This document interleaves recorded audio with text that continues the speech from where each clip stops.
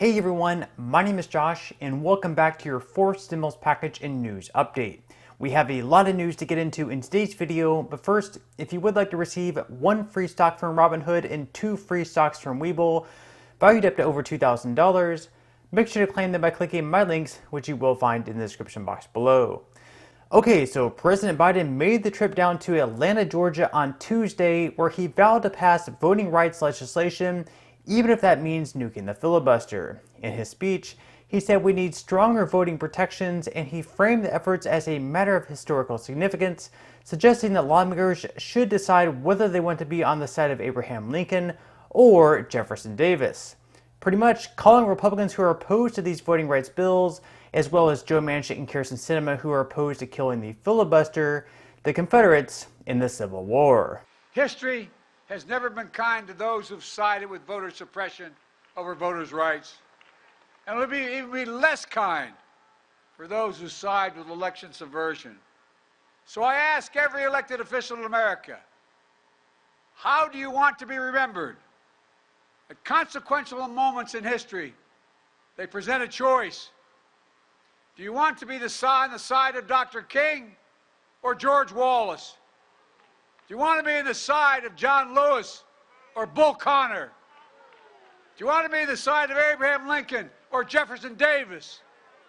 This is the moment to decide, to defend our elections, to defend our democracy. And if you do that, you will not be alone.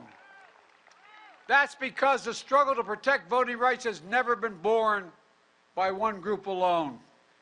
By January 17th, Majority Leader Schumer promised to hold a vote on voting rights where it will fail due to not having any Republican support. From there, Democrats will continue their efforts to nuke the filibuster. Now, yesterday I showed a video of many Democratic senators just a few years back being strongly opposed to getting rid of the filibuster. And now, of course, they're in favor of it.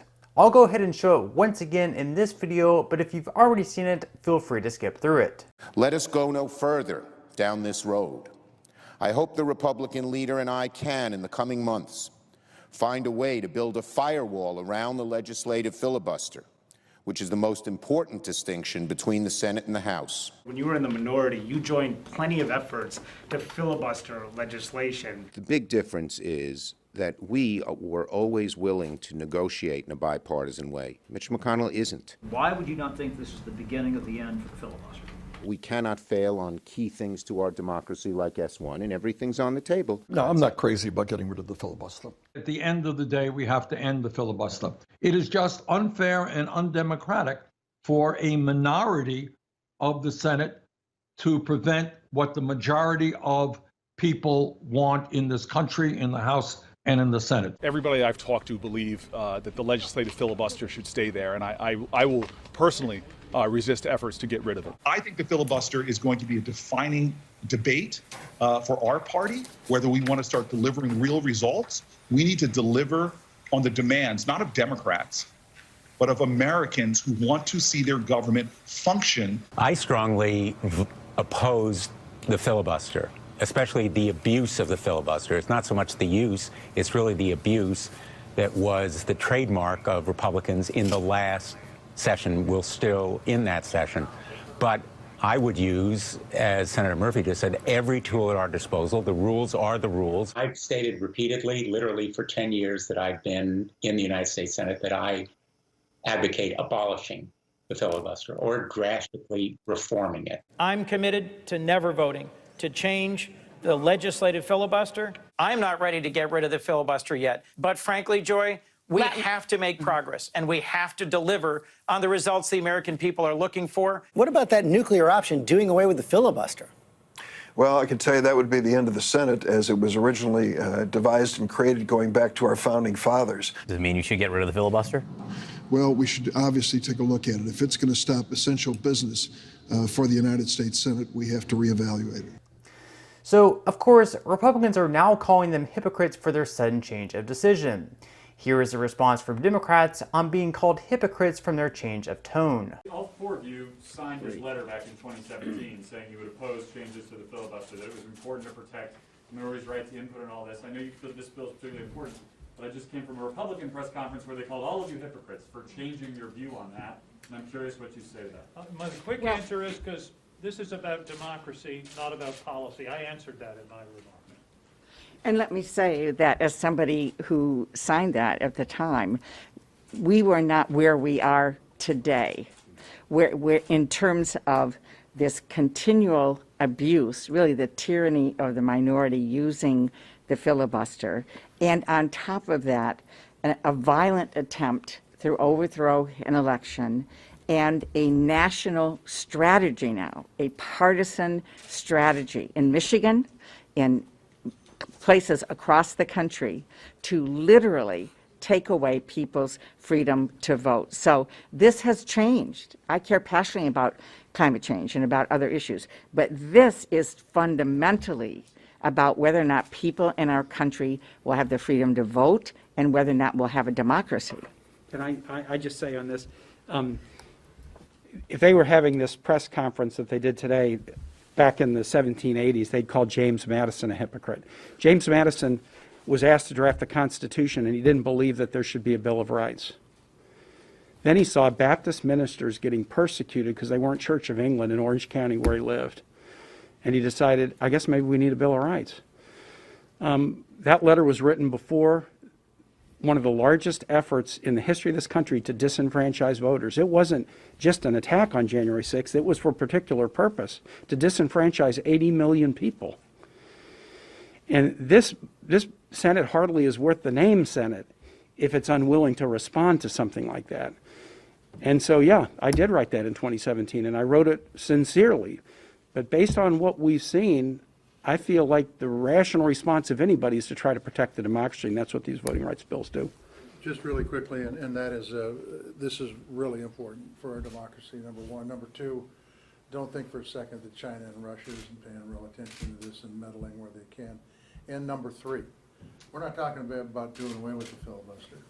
We're talking about restoring the Senate to the good old days of Mr. Smith goes to Washington, and there's a talking filibuster that, by the way, gives the minority an incredible amount of power. If they come in and they say, all right, Schumer, you want to bring this bill up? We're going to hold the floor for 40 days. And you could, under these rules, pretty easily, under the situation we have now. And so I think this is fair. And by the way, that will cause Schumer to come to the table, it will cause McConnell to come to the table, it will cause me to come to the table, it will cause Steve Daines to come to the table, and we'll get an agreement. I think it's good for bipartisanship, and I think it's essential for the country. With Democrats now threatening to nuke the filibuster, Senate Minority Leader Mitch McConnell threatened payback if Democrats decide to do so. If Republicans take back control of the House and Senate in November, they too would be able to take advantage of the filibuster. They too could pass bills with only Republican support. Of course, President Biden could always veto the bills, which would then require 2/3 approval in both the House and Senate in order to override his veto. Something disturbing is happening in Washington this week. A group of politicians are trying to set aside election results, overrule American voters, and break our institutions to get a political outcome they want. I'm speaking, of course, about the Senate Democratic leader and the radical left. The Senate Democratic leader is trying to bully his own members into breaking their word, breaking the Senate, and silencing the voices of millions of citizens so that one political party can take over our nation's elections from the top down. In January 2021, a mob tried to intimidate and change the Senate, and they failed. In January of 2021, the Senate stayed true to itself, and it stood strong. But in January of 2022, some of the Senate's own members want to permanently damage this institution from within. They want to shatter its central feature. The Democratic leader is using fake hysteria about 2021 state laws to justify a power grab he began floating actually back in 2019. and an election takeover that was first drafted in 2019. President Biden has spread so much misinformation about the basic facts of state voting laws that he was called out and debunked by, listen to this, the Washington Post. A sitting president of the United States who pledged to lower the temperature and unite America now invokes the brutal racial hatred of Jim Crow segregation to smear states whose new voting laws are more accessible than, for example, Delaware. 10 days of early voting and excuse-only absentees in Delaware is just fine, but 17 days of early voting and no excuse absences in Georgia is racist Jim Crow. The Senate Democratic leader pretends it is a civil rights crisis that Georgia has enshrined more early voting and more absentee balloting than his own state of New York has ever allowed. This is misinformation. It's a big lie designed to reduce faith in our democracy, justify a top-down election takeover, and justify smashing the Senate itself. So what would a post-nuclear Senate look like? I assure you it would not be more efficient or more productive. I personally guarantee it. Do my colleagues understand how many times per day the Senate needs and gets unanimous consent for basic housekeeping? Do they understand how many things would require roll call votes? How often the minority could demand lengthy debate? Our colleagues who are itching for a procedural nuclear winter have not even begun to contemplate how it would look. Our colleagues who are itching to drain every drop of collegiality from this body have not even begun to consider how that would work. If the Democratic leader tries to shut millions of Americans and entire states out of the business of governing, the operations of this body will change. Oh, yes, that much is true, but not in ways that reward the rule breakers, not in ways that advantage this president, this majority, or their party. I guarantee it.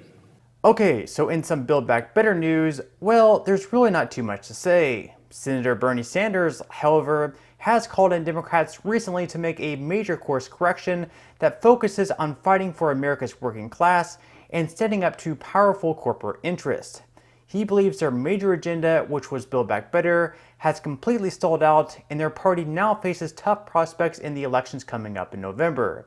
If they fail to pass the Build Back Better bill by then, it's possible Republicans will take back majority in both chambers, which will then completely kill the bill altogether. And today, inflation data is expected to be released for the month of December, where it is my prediction we will see another 5 to 6% increase year over year. Even though we've been told over the past year that inflation was only supposed to be transitory, so far, we haven't seen any signs of things cooling down. If inflation comes in hot once again for the month of December, it's going to be very difficult getting senators like Joe Manchin on board with Build Back Better. Just recently, he pulled his $1.8 trillion spending compromise off the table, and as inflation continues to worsen, seemingly his offer will only get lower. So at earliest, we probably won't see this bill pass until some point in March, and really, it's possible it could be dead altogether. As always, we'll just have to wait and see.